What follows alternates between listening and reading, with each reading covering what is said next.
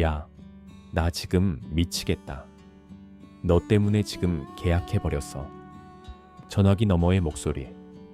등골이 서늘해지더군요. 몇 달을 발로 뛰며 공을 들였던 제 물건을 친구라는 이름으로 곁에 뒀던 그 사람이 단 몇 시간 만에 가로채 버렸습니다. 머릿속이 하얘지더군요.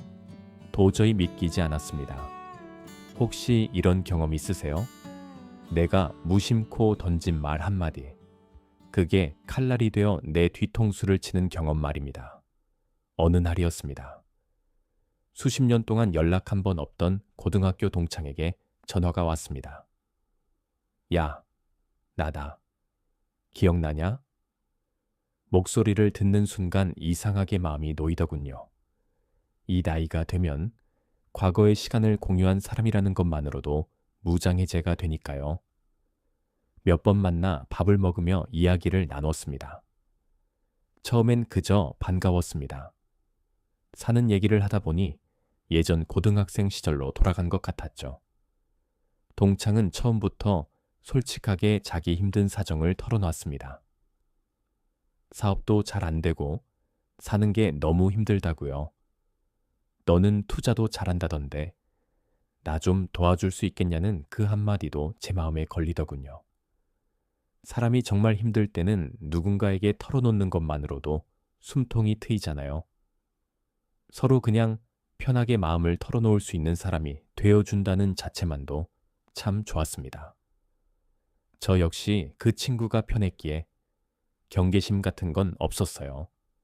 제가 걸어온 길, 실패했던 경험, 어떻게 다시 일어섰는지 그런 인생 이야기들을 자연스럽게 나누기 시작했습니다. 그렇게 우리는 서로의 상처를 공유하며 꽤 깊은 속내를 나누는 사이가 되었습니다. 제게는 이 친구가 힘든 시기에 만난 든든한 마음의 안식처처럼 느껴지기도 했습니다. 그래서 더 경계심을 내려놓았던 것 같습니다. 동창은 제 이야기를 듣고 또 묻더군요. 자연스럽게 투자 이야기도 섞여 나오게 됐습니다. 발로 뛰며 알아낸 지역 이야기, 시장의 흐름 같은 것들 말입니다. 저는 생각했습니다. 어차피 이 친구는 지금 당장 큰돈을 움직일 여력이 없으니 그저 내가 아는 만큼 편하게 나눠주자. 그게 우정이라 믿었습니다. 우리는 자주 만났습니다. 밥도 먹고 술도 한 잔씩 하면서요. 그날도 그랬습니다. 커피 한 잔 마시면서 제 입에서 자연스럽게 그 집 얘기가 나왔습니다. 야, 내가 몇 달을 공들인 물건인데 그 집 내일 계약하기로 했어. 그저 일상을 나누듯 가볍게 뱉은 말이었습니다. 그 친구요, 당장 집 살 형편이 안 된다고 본인 입으로 수없이 말해왔습니다. 그래서 남에게 굳이 말하지 않아야 할 정보도 말할 정도로 경계심이 없었습니다. 늘 그랬듯 그냥 제 일정을 말해준 것뿐이었죠. 그런데 그날 오후 제 공든탑이 무너질 줄은 꿈에도 몰랐습니다. 휴대폰이 요란하게 울렸습니다. 야, 나 미치겠다. 아까 그 집 얘기 있잖아. 집에 가서 와이프한테 했더니 난리가 났어.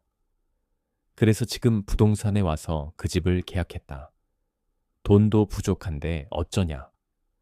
친구 전화를 받고 순간 멍해지더군요. 심장이 덜컥 내려앉았습니다. 야, 잠깐만.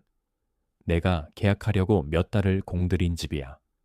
그걸 네가 계약했다고? 이게 말이 되는 소리냐?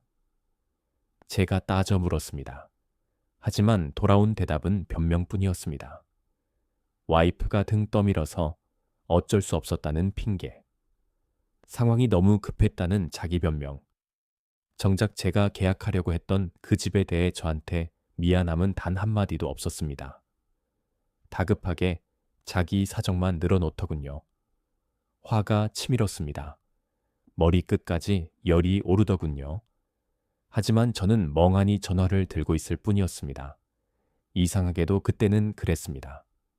오죽 급했으면 그랬겠나라며 억지로 이해하려 애썼죠. 지금 돌아보면 전형적인 착한 사람 증후군이었습니다. 그 친구가 그럴 성품은 아니라는 이상한 긍정회로 그게 제 머릿속을 지배하고 있었거든요. 뒤통수를 맞았다는 현실적인 판단보다는 상대를 믿고 싶어하는 제 마음이 먼저였던 겁니다. 그 어설픈 이해와 자비심이 실은 그 사람에게 제 목줄을 쥐어주는 독이었다는 걸 그때는 너무 몰랐습니다. 그 뒤로 동창은 180도 달라졌습니다. 제 정보로 투자의 단맛을 조금 보더니 어디서 강의를 듣기 시작하더군요.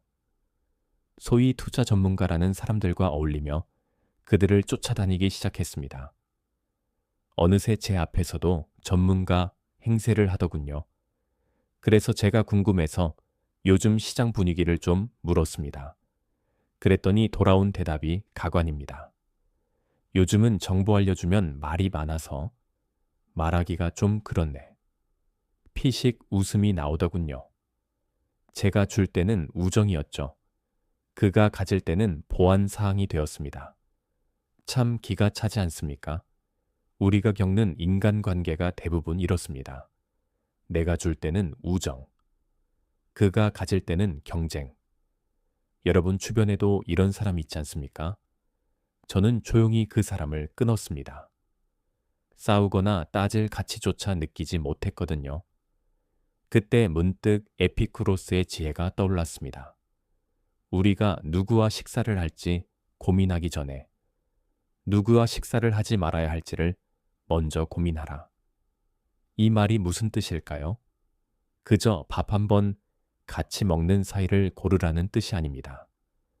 내 귀한 인생의 시간을 누구와 나눌지 아주 엄격하게 선택하라는 뜻입니다. 그동안 저는 착한 사람이라는 가면을 쓰고 아무하고나 밥을 먹고 아무에게나 제 인생의 비밀을 떠들고 다녔습니다. 그게 우정인 줄 알았죠. 하지만 돌아보니 그건 우정이 아니라 제 삶의 울타리를 스스로 허물어뜨리는 짓이었습니다. 내가 내 울타리를 지키지 않으니 외부에서 아무나 들어와 내 밭을 망쳐놓는 건 당연한 결과였던 겁니다. 결국 그 동창이 제게 가르쳐 준 것은 그의 배신을 통해 내 인생에 들이지 말아야 할 사람을 구별하는 눈이었습니다. 내가 나를 귀하게 여기고 내 경계선을 명확히 그으면 함부로 들어올 수 없는 존엄함이 생깁니다. 어느 정도 나이가 든 이후의 인생은 사람을 늘리는 시기가 아닙니다. 누구와 가까이 할지, 누구와 거리를 둘지를 정하는 시기입니다. 억지로 인맥을 늘리지 마십시오. 그보다 내 삶의 반경을 지키는 게 중요합니다. 그게 진짜 자산가의 품격입니다. 결론은 하나입니다. 착함은 미덕이지만 경계 없는 착함은 비극입니다. 상대를 용서할지 손절할지는 선택입니다. 하지만 한 가지는 분명히 해야 합니다. 나의 호의를 먹잇감으로 삼는 사람에게 내 인생마저 내어주지는 말아야 한다는 거지요. 진정한 자산가는 자산만 불리는 사람이 아닙니다. 내 귀한 시간과 에너지가 어디로 흐르는지 그 물길을 완벽하게 통제하는 사람입니다. 오늘부터 나를 갉아먹는 그 사람을 내 울타리 밖으로 내보내세요. 그리고 그 빈자리에 나를 귀하게 여길 줄 아는 사람들을 채우세요. 이것이 나를 사랑하고 내 남은 인생을 지키는 유일한 지혜입니다. 인생은 질문의 연속입니다. 그리고 우리는 그 아픈 질문들 속에서 저마다의 답을 찾아갑니다. 지금까지 부의 철학이었습니다.